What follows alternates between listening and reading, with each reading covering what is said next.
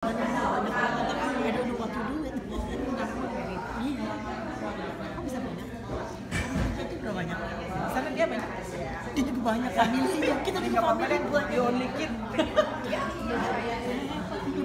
Itu seorang loh.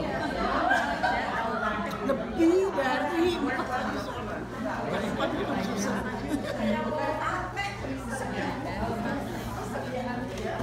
Nomor 7.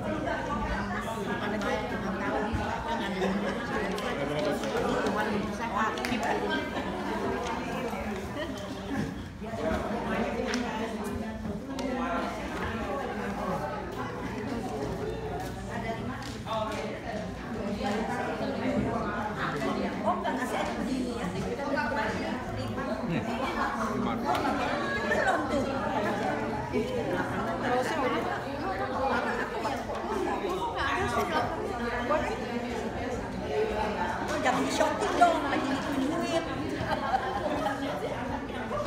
Gereja mainan duit.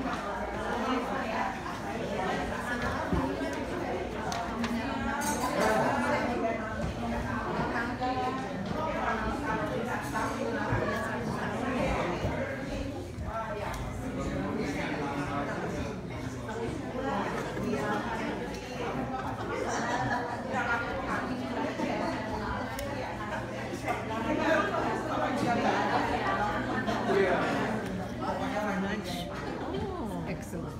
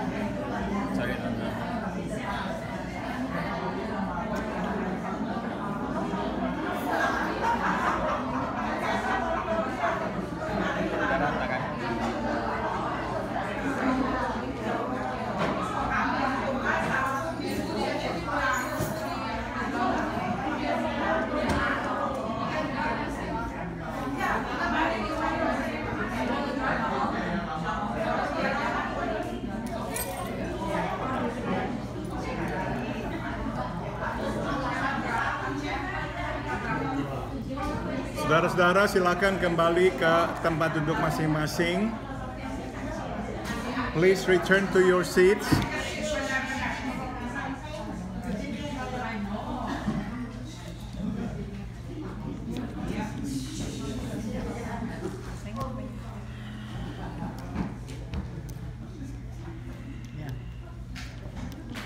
Mulai minggu lalu kita telah memulai seri yang baru, yaitu tentang Kitab Yosua.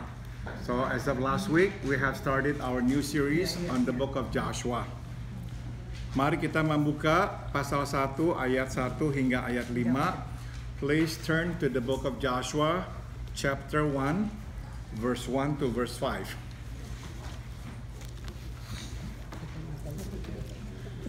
Kitab Yosua pasal 1 ayat 1 hingga ayat 5. The book of Joshua, chapter 1,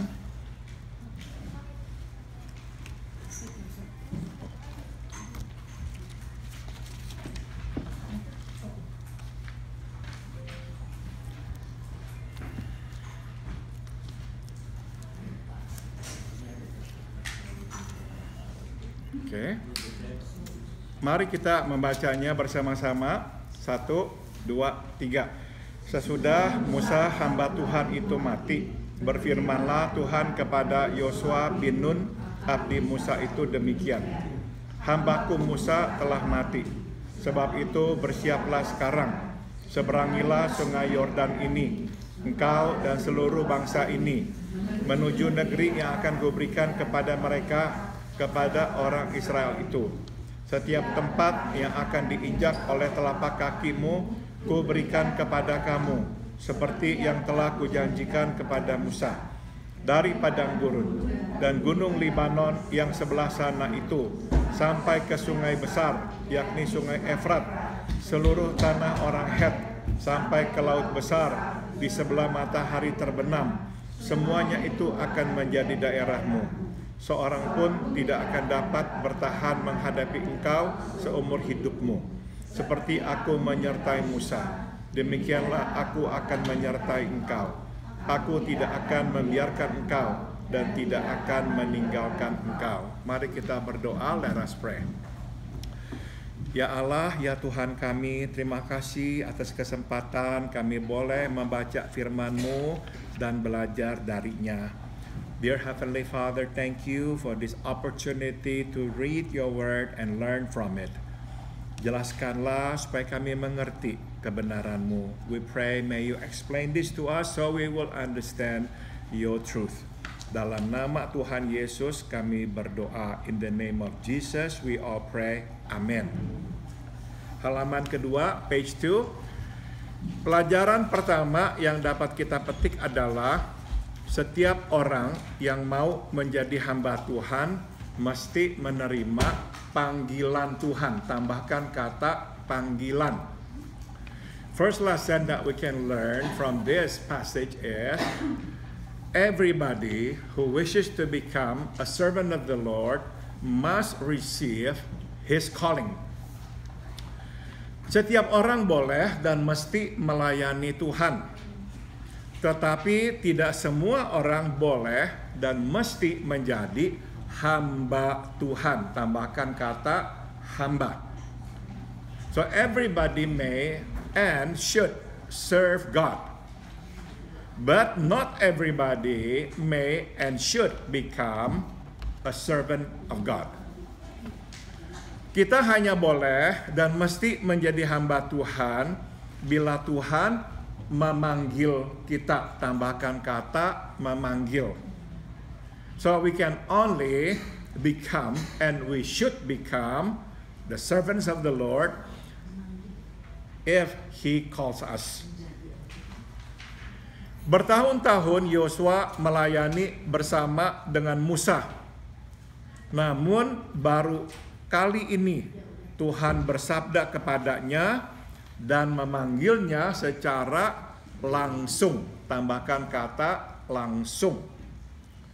For years, Joshua served with Moses. But this is the only time and the first time God speaks to him and calls him directly. Not the only time, I'm sorry. The first time God speaks to him and calls him directly. Panggilan Tuhan tidak bersifat umum. Panggilan Tuhan biasanya bersifat spesifik. Tambahkan kata spesifik. Berkenaan dengan tugas yang Tuhan bentangkan di hadapan kita. So let's learn a bit about the calling of God. The calling of God is not general in nature. The calling of God is specific in nature.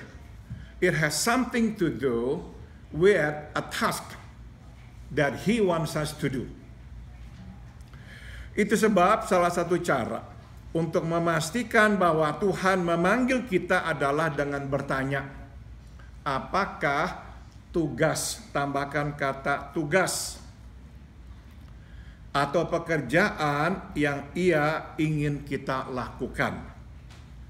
Therefore, one of the ways to ascertain, to make sure that God has indeed called us by asking this simple question: is there a task that He wants us to do?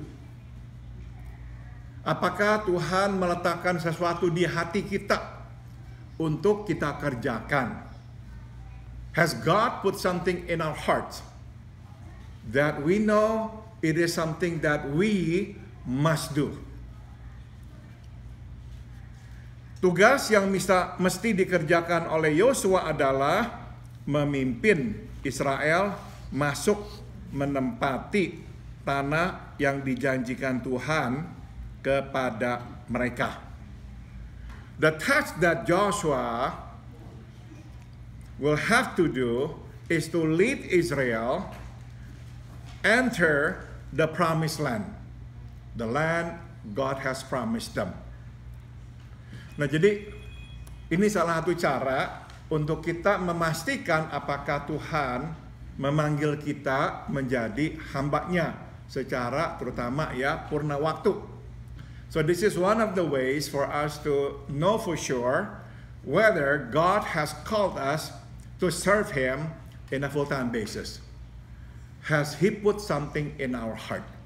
Something that we know we must do. Ya. Nah, sekarang kita akan masuk ke pelajaran yang kedua. Let's now move on to the second lesson. Jadi inilah pelajaran kedua yang dapat kita petik, yakni panggilan Tuhan mesti dikonfirmasi. Tambahkan kata dikonfirmasi dengan tugas atau pekerjaan Tuhan. So here's the second lesson that we can glean, and that is the calling of God is to be confirmed by the task God has given us. Jadi kalau kita mau memastikan apakah Tuhan memanggil kita, ya kita mesti tahu jelas ada sesuatu yang ingin Tuhan kerjakan melalui kita. Nah, sewaktu kita mengetahui apa itu yang Tuhan ingin kita kerjakan baginya, sekaligus kita mendapatkan konfirmasi benar Dia memanggil kita. So when God puts into our heart something that He wants us to do, we at the same time receive confirmation from Him that He is really calling us.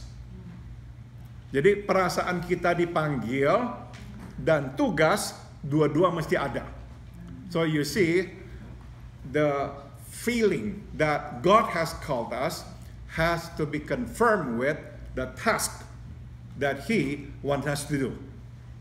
Ngerti ya? Dua-duanya mesti ada. So both will have to be there. Baru kita tahu pasti inilah panggilan Tuhan. Berkenaan dengan hal ini ada satu hal yang mesti kita waspadai, yaitu jangan sampai kita mengada-adakan, membuat-buat, ya, mengada-adakan panggilan Tuhan atau pekerjaan Tuhan. So talking about this, there is something that we should guard against. And that is, we make up something that we claim as God's calling or the task, the work that God wants us to do. So do not make things up. That's the point. Bila tidak ada tugas atau pekerjaan yang Ia bentangkan di hadapan kita, besar kemungkinan Tuhan tidak, tambahkan kata tidak, memanggil kita untuk berada di situ. So if there is nothing that He puts into our heart, something that we must do, it is more than likely that God has not called us to be there or to do that. Jadi jangan mengada-adakan tugas atau pekerjaan Tuhan untuk mengesahkan, tambahkan kata mengesahkan panggilan Tuhan kepada kita untuk berada di tempat itu. So do not create something, make up something to give legitimacy or legitimize the calling of God to be there or to do that. Jika ini yang kita lakukan, Tuhan tidak akan memberkati, tambahkan kata memberkati. If this is something that we do, be sure to know this. God will not bless us. And He will not bless what we do. Mungkin pada awalnya kita melihat hasil, tapi biasanya ini tidak berlangsung lama. Tambahkan kata lama. Perhaps in the beginning, we see results. What we do bears fruit. But if it is not of God, it will not last long. Pada akhirnya yang kita panggil tugas atau pekerjaan Tuhan itu padam. Tambahkan kata padam. In the end, that which we call the task or the work of God suddenly just disappears.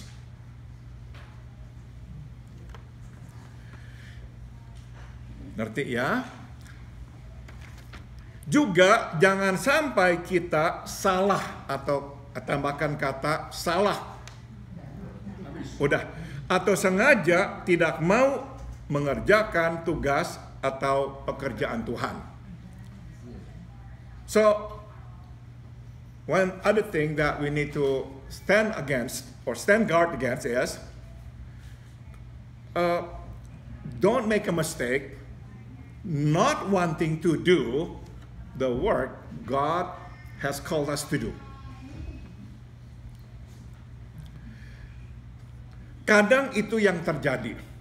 Sometimes that's what happens. Kita menerima panggilan Tuhan dan tugas atau pekerjaannya, tetapi kemudian kita menolak. Tambahkan kata menolak. Mengerjakannya atau kita mengerjakannya namun kemudian beralih mengerjakan tugas atau pekerjaan yang lain. Tambahkan kata lain.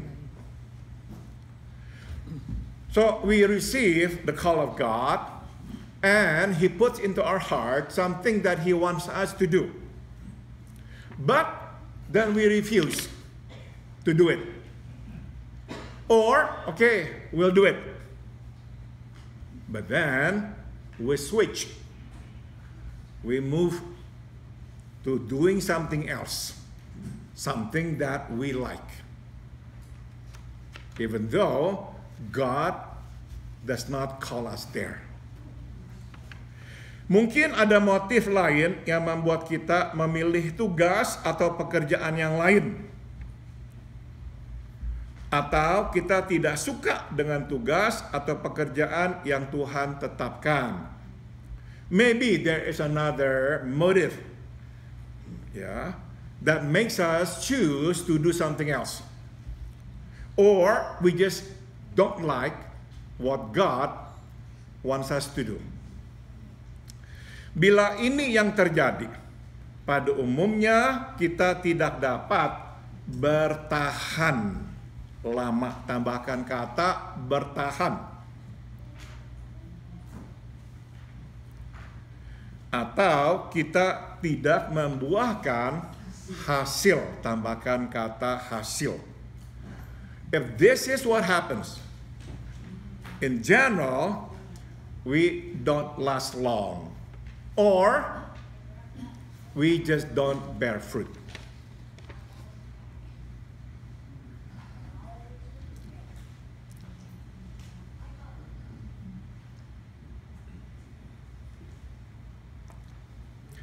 Sambung, mungkin kita langsung menerima panggilan Tuhan, mungkin tidak. Maybe we receive the call of God in a direct manner, but sometimes not so, not in a direct manner. Musa tidak langsung menerimanya. Ia berusaha mengelak, tapi akhirnya ia menerimanya dan menaati Tuhan secara sukarela. Tambahkan kata sukarela. When God called Moses, he did not right away or directly accepted it. He tried to actually refuse, or he did refuse. But in the end, he accepted it. And he obeyed God voluntarily. Kita ingat ya, waktu Tuhan panggil, Musa tidak mau. Dia beralasan, ini itulah. Tapi akhirnya, dia terima. We might still remember, when God called Moses, at first, he refused to do it. He gave a lot of excuses to God, but in the end, he accepted it. And he obeyed God voluntarily, willingly. Sama dengan Musa, Yunus juga menolak. Tapi akhirnya menerima dan menaati panggilan Tuhan secara terpaksa. Tambahkan kata terpaksa. Okay. The same with Moses. Jonah initially also refused God's call. But in the end, he accepted it and obeyed God's call, be it unwillingly, involuntarily. Ya, dua kasus. Dua-dua menolak, dua-dua akhirnya menaati, tapi yang satu menaati dengan sukarela, yang satu menaati dengan terpaksa. So now we have these two cases. Both received the calling of God. Both initially refused it, but in the end both accepted it. But one accepted it and obeyed God willingly, voluntarily, the other not willingly.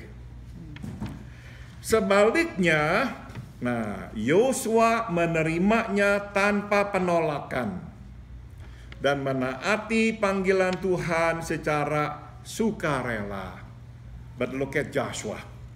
When God calls him, he accepts it. He doesn't refuse it. He obeys God's call voluntarily, willingly. Ini yang ideal, ini yang seharusnya. So this is what's ideal. Dari sini dapat kita petik satu pelajaran lagi, yaitu panggilan Tuhan menuntut ketaatan. Tambahkan kata ketaatan agar tugas atau pekerjaan Tuhan terlaksana. So we can glean another lesson here, and that is the call of God requires our obedience, so the work of God can be completed. Ini yang menarik jadinya kalimat berikutnya. Tidak jadi soal apakah kita langsung menerimanya atau tidak. Tidak soal kita mengerjakannya secara sukarela atau terpaksa. Terpenting adalah kita taat. Kita melakukan, tambahkan kata melakukan tugas atau pekerjaan Tuhan. So this is something that I want to underline. It doesn't matter whether we accept God's call immediately, right away, directly, or not. And in fact, it doesn't matter, whether we do it willingly or unwillingly. Yeah, either we do it voluntarily or involuntarily. What's important is that in the end, we obey Him. We do it. We do it. Saudara, jadi ini yang terpenting. Jangan sampai terbalik. Let's not do the opposite of it. Yaitu apa, saudara?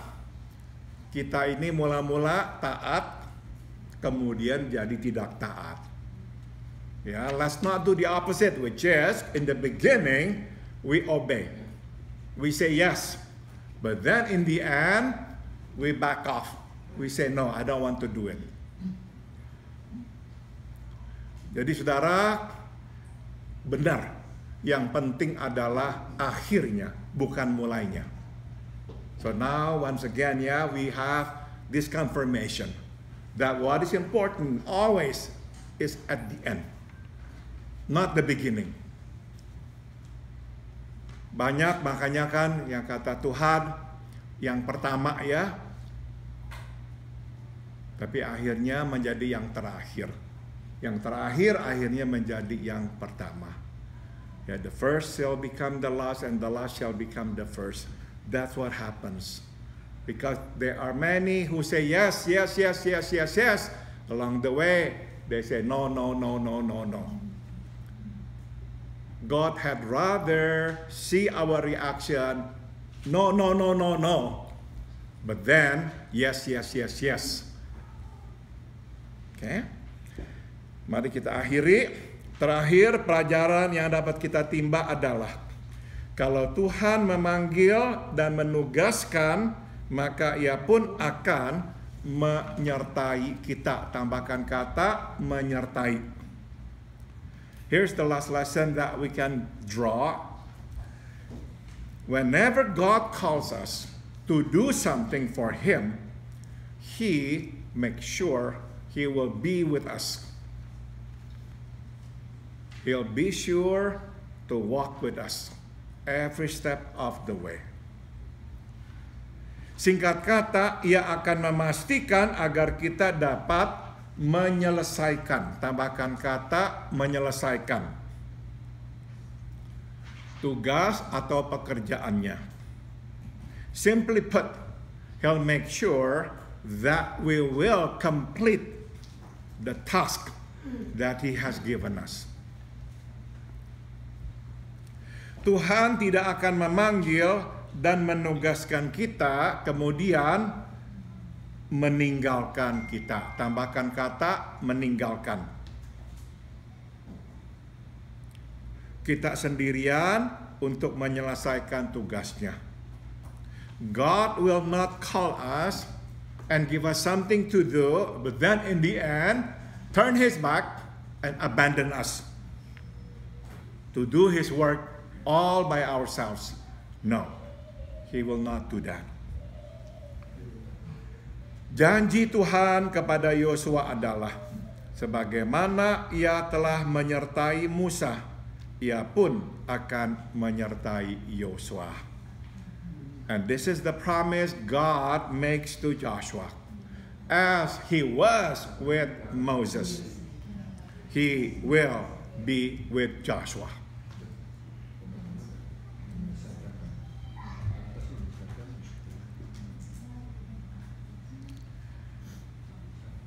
Sebagaimana Tuhan menyertai Musa sampai selesai, maka Ia pun akan menyertai Yosua sampai selesai. Sampai pada pidato perpisahan. Just like God was with Moses until the end, He too will be with Joshua until the end. Until the farewell speech. Kalau kita baca kitab Yosua sampai akhir, kita akan kembali membaca pidato perpisahannya. So if we read through the book of Joshua till the end, we will read his farewell speech. Nah, ini pelajaran buat kita bawa pulang. Tuhan pun akan beserta dengan kita sampai pada pidato perpisahan. Tambahkan kata perpisahan. So here's the lesson that we can take home with. God will be with us until our farewell speech. Until we say to our wives, after I'm gone, please do not marry that guy, okay?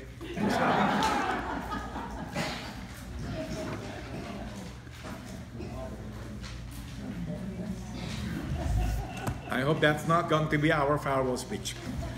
Oke, kita mari selesaikan dengan kita berdoa bersama. Saya minta kesediaan Ibu Linda.